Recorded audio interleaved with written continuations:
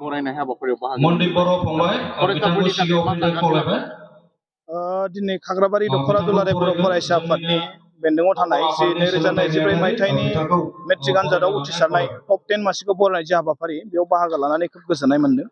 दा आं फरायसाफोरखौ खावलायगोन दिनै जि बरायजाबाय बेखौ फैगौ 2 बोसोरनि उनाव आरोबाव जाहाथे हाई सेकेन्डारि पास जानायनि उनाव बरायजायो आरो गाबोन समफोर कलेजाव थांनाय लोगो लोगो जाहाथे मोजाङै फरायो बिमा बिफानि बा थासारिनि जायगानि जि मोनसे सिन्था धारा दङ मानसिफोरनि जि मोनसे एक्सपेक्टेसन बेखौ जाहाथे फुलफिल खालामनो थाखाय नाजायो आरो गाव माबायदि थासारिनिफ्राय फैनाय बेखौ जाहाथे मालाबाबो बावगारा आरो लोगोफोरखौ जाहाथे मोजाङै सायख'नानै जायो फोरोंगिरिजों जाहाथे सोमोन्दो लाखिनानै फरायो आरो गावबा गावनि जि मोनसे केरियारनि थाखाय गोब्राबै नाजानाय एबा जुजिनाय बेखौ खोब सांग्राङै थाङो आरो टाउन सहराव फरायनो थाहैनानै जाहाथे माने जानला मोनला समाजारि गाज्रि थासारि बा गाज्रि बिथिङाव जाहाथे आगान होआ।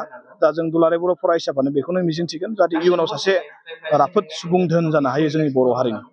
दा बेखायनो जोंनि फरायसाफोरनि बियो सिन्थाधारा आजिखालि बे कमन जानानै फैदों दि कलेजाव फरायबानो बाइक नांगौ खिन्थु जेरावबो लिरनाय गैया बाइक गोदान मोनबादि लेखाया गोरों जागोन बे गैया। गाव बेखायनो फरायसाफ्रा बेखौ साननांगौ आंनिख्रुइ खस्थ'सिन खालामनानै फरायनाय बा आंनिख्रुइ गैयैसिन मानसिनिया फरायनाया गोरों दंना गैया नैबेखौसो साननांगौ।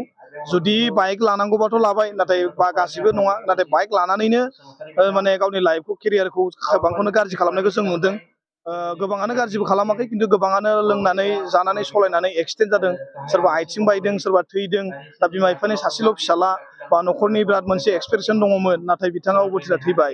दा बेबायदि जायोब्ला सानसे समाव गावनि बिमा बिफाखौ सोर नायगोन बै समाव सासेल' फिसालामोन जिहेतु दा बिमा बिफाया सानसे समाव बोराय जागोन बुरै जागोन बै समाव माने सोर जोथोन लागोन बेफोरखौ एसे साननांगौ।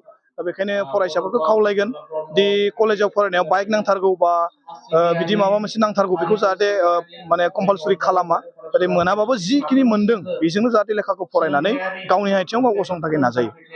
आथिखालाव नुदों माने माखासे माने बिगोमाफोरा बुंदों जे एसामिस बा इंलिस मिडियाम फरायनायबो जिहेतु फार्स्ट डिभिजनाव बिथांमोनखौ माने आखुआव बराया बेबायदि मोनसे माने जों दुलाराय बर' फरायसा आफादनिफ्राय जों गासैखौबो मोजाङै पास जानो थाखाय जों साबायखर बावदों।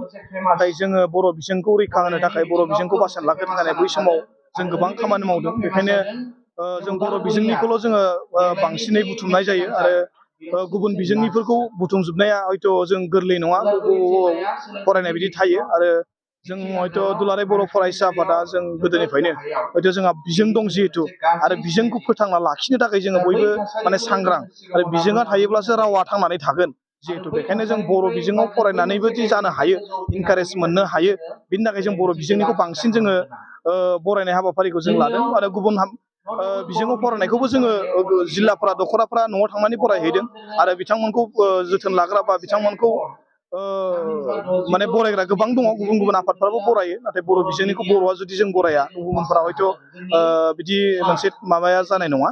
बेखायनो जों बर' बिजोंनिखौ जोङो बरायो नाथाय गुबुन बिजोंनिखौबो जों बिदि नङा दि गुबुन बिजोंनिखौबो जों बरायो। दायो माने JEE जों लोगोसे NEET आनजादनि फिथायफ्रा ओंखारनो थांगासिनो दं दा बिथांमोननि थाखाय JEEनिथ' बिदि थांनाय बोसोरफोरबो जोंनिया मोनबाय थायो निटआवबो मोनो फ्राय 40-45 फरायसाफ्रा मोनो। दा बेखायनो आनजादाथ' देग्लायनिखौथ' जोङो बुंनो हाला देग्लायनियाथ' आनजादानो जाबाय बा जानो थांगासिनो दङ। JEE एडभान्सआबो जाबाय निटआबो जाखाबाय रिजाल्टआवसो मोननांगौ दंसै। बेखायनो जाखिनि उथ्रिसारनो हाबाय बिथांमोनखौ आं साबायखर बावगोन। जाखिनि HS फार्स्ट इयार बा सेकेन्ड इयाराव फरायनाय दङ फैगोन बोसोरनि थाखाय जाहाथे प्रिपारेसन खालामो आरो जोंनि बर'निफ्रायनो डक्टर इन्जिनियार ओंखारो आरो डक्टर इन्जिनियारल' नङा साख्रि मावनायनि उनावबो समाजनि जाथिनि थाखाय एसेबाबो मावो आरो माने सिभिल सार्भिसावबो जाहाथे बिथांमोना गोसो होयो आरो बे सिभिल सार्भिसाव पास